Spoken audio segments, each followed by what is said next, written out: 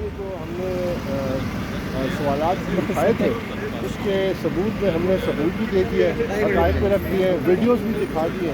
تو انشاءاللہ انصاف کے مطابق الیکشن کمیشن ہمیشہ انہوں نے جو قوانین ہیں ان کو سامنے رکھتے ہوئے فیصلے کیے ہیں. تو انشاءاللہ اسی کے مطابق فیصلہ ہوگا.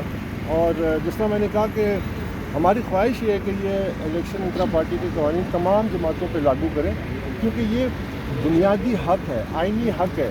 جب آپ پی ٹی آئی کے ورکرز کو یہ بنیادی آئینی حق سے محروم کرتے ہیں تو وہ ان کی مرضی کے نمائندے الیکشن میں نہیں آتے.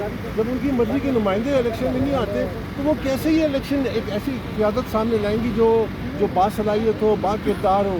تو یہ اگر قومی الیکشن آئینی حق ہے تو یہ الیکشن بھی ہمارا آئینی حق ہے.